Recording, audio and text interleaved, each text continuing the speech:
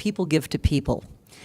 And it's really very, very true. And that includes governments, by the way. I mean, whether we're acting philanthropically as individuals, whether we're making recommendations for government, the people that embody whether we're hearing ambition, and I mean that in a positive sense, not in an ugly sense, but ambition, vision, passion has a very personal element to it, and the authenticity of that and the realness of it in a person who's articulating in leadership can be tremendously, tremendously important.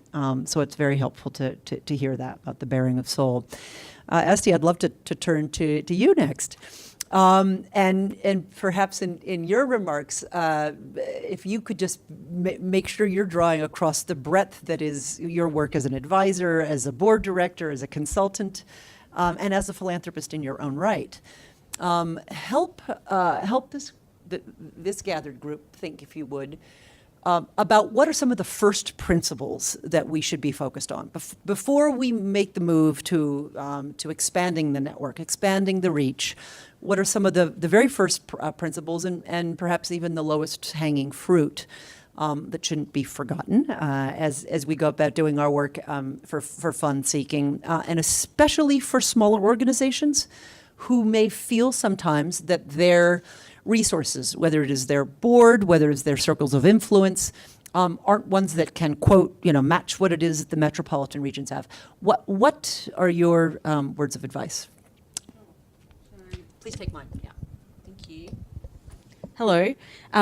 It was just fabulous to hear those two stories. I got goosebumps literally listening to that. So it's a little bit emotional for me as well.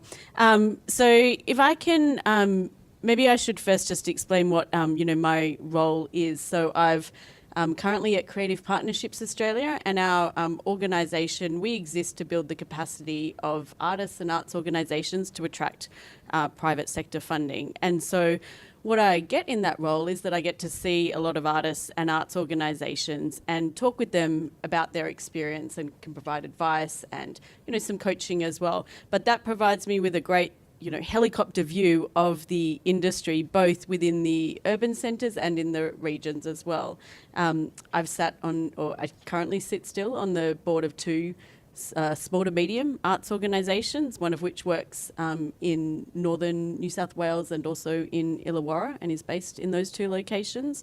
And then I've, in my personal capacity, have a private ancillary fund, and we make grants to arts organisations. So your question around what are some observations, and I think it's borne out even by the two stories that you've told, is that you both had a story to tell, in the sense of you both had a story about what each of your organisation or your vision for the future is for the projects that you were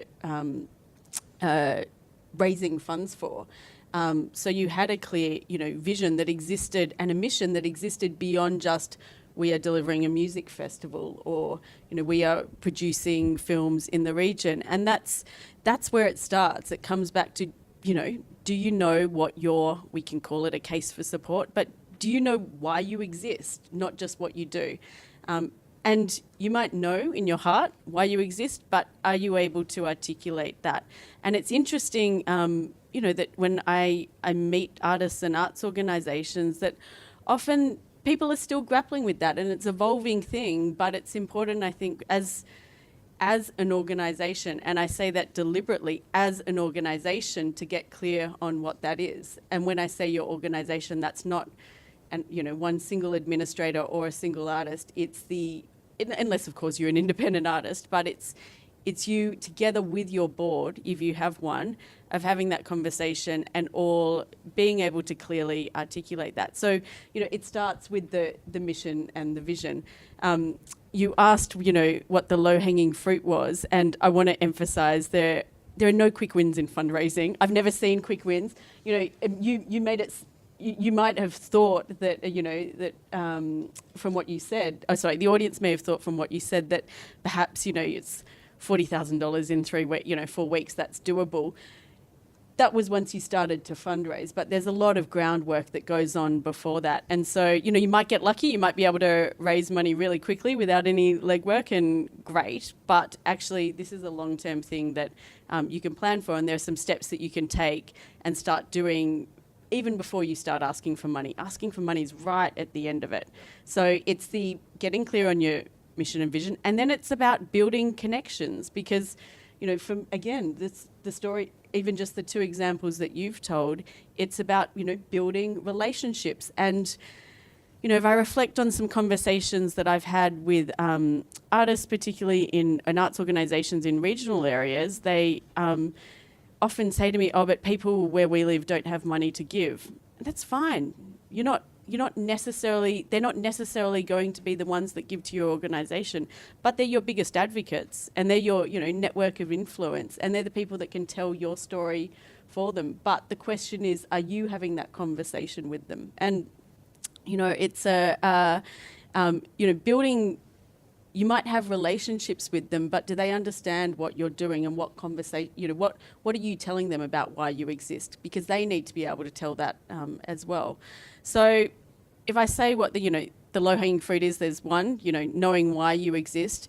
Two, working on your relationships. And again, if you, start with who you already have. So who is your audience? Do you engage with them currently? Why do they come to see your work? Ask them.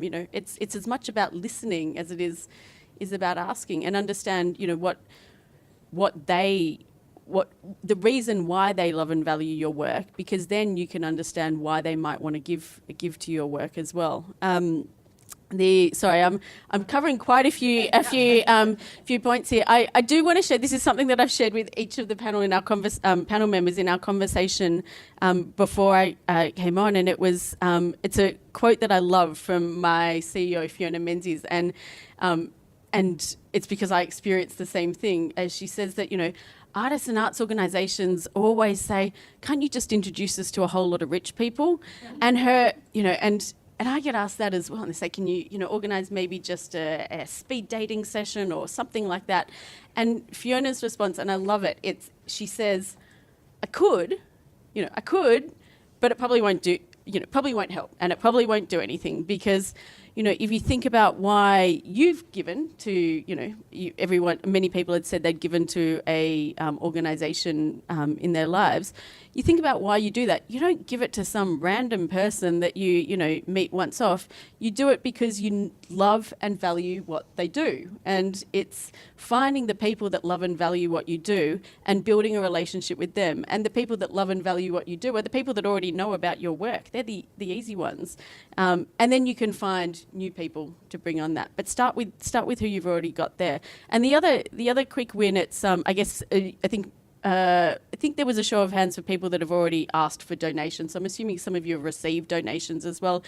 People, I find that artists and arts organisations are often focused on growing their network of supporters. But, I always think that every time someone gives a second gift, that's a win. That's that's growth, because you've retained that donor. And if you can focus on just actually retaining your current donors, then and finding the ones that might grow their giving, then that's a really, an easy way to start as well.